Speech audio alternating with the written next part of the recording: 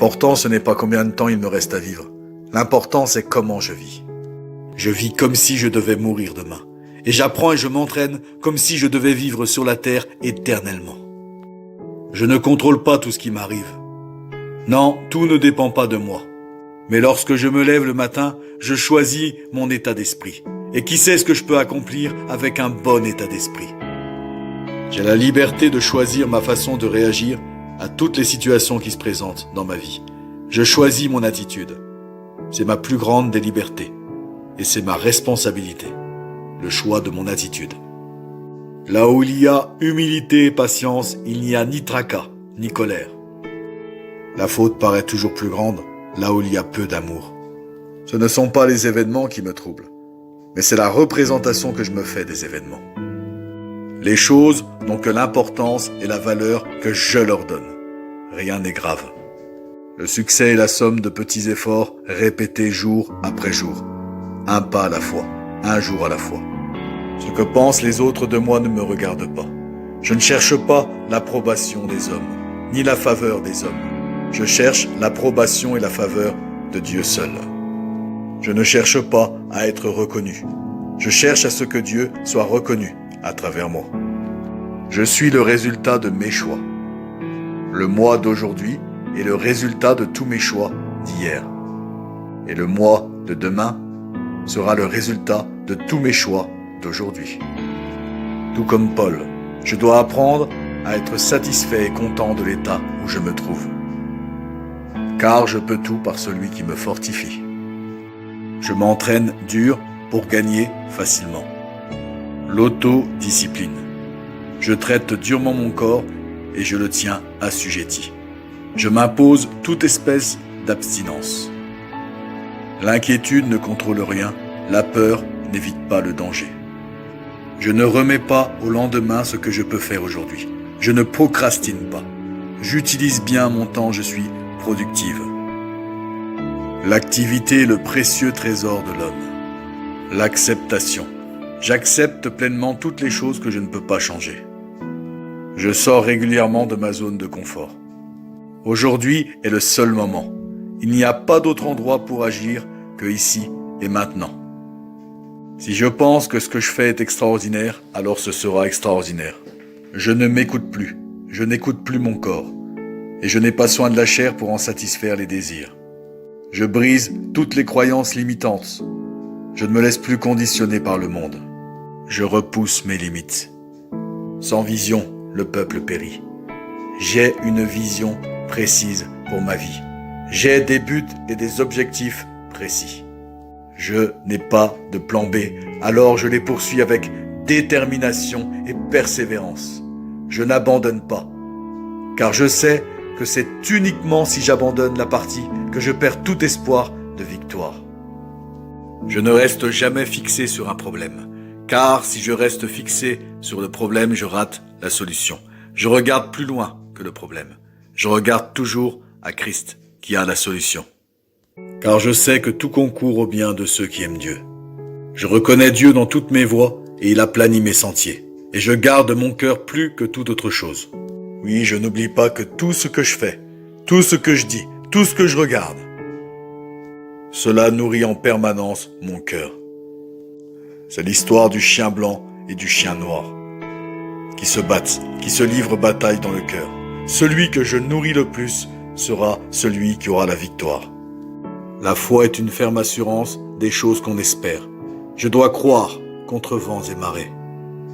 Je me confie en Dieu, je m'appuie sur Dieu, je remets tout à Dieu.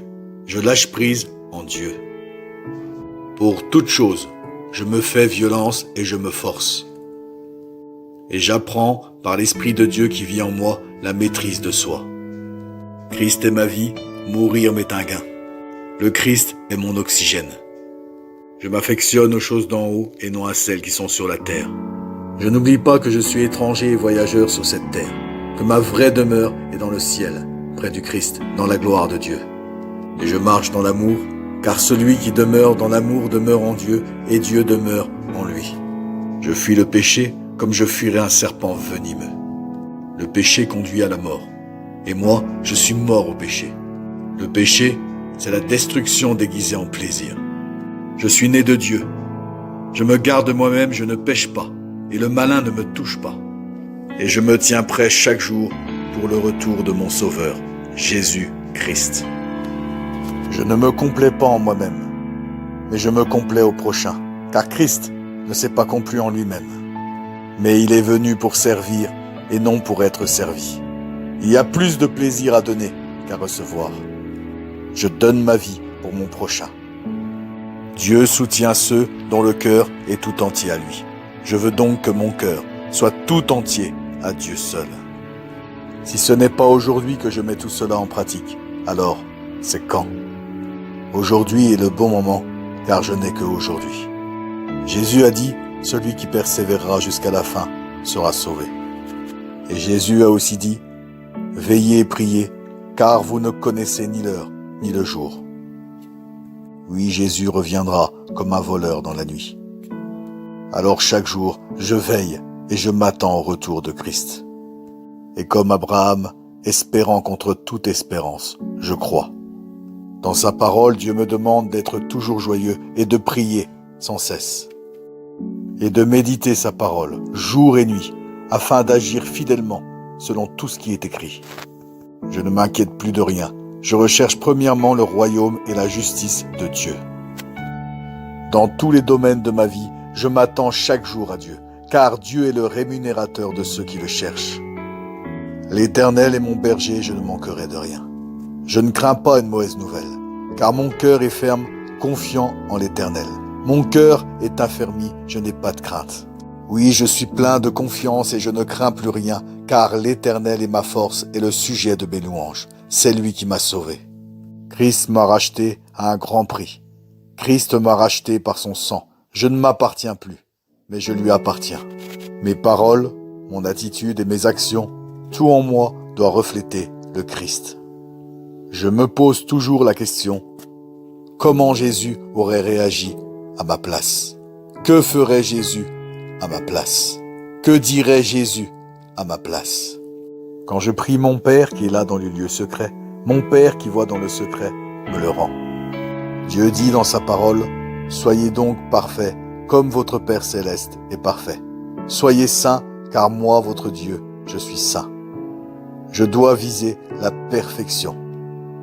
Ne pas tolérer le péché dans ma vie et ne faire aucun compromis. Je n'oublie pas que Jésus a dit dans sa parole, sans la sanctification, personne ne verra Dieu. Et moi, je veux voir Dieu, et je veux être un bon et fidèle serviteur, pour entrer avec joie dans la gloire de mon Maître, de mon Sauveur et de mon Seigneur, de mon ami. Pour ma vie spirituelle, je dois viser l'excellence, et ne pas me cacher derrière des phrases du style « Oh, on ne sera jamais parfait ». Mais je me rappelle que Christ me perfectionne lui-même, car sans Jésus-Christ, je ne peux rien faire. J'ai besoin d'aller régulièrement, continuellement dans sa présence. Et Jésus a promis d'être avec moi tous les jours. Il est en moi par son esprit. Oui, pour ma vie spirituelle, je dois viser l'excellence. En toute humilité et dans la persévérance. Je ne dois pas être tiède, je dois être bouillant. Je dois être ce violent qui s'empare du royaume des cieux. Je me consacre entièrement à Dieu. Car je suis mort et ma vie est cachée avec Christ en Dieu. Mon but, mon objectif est d'être agréable à Dieu. Et que toute sa volonté s'accomplisse dans ma vie. J'ai constamment l'Éternel sous mes yeux. Quand il est à ma droite, je ne chancelle pas. Je ne recule jamais devant rien, car je m'appuie sur l'Éternel, mon Dieu.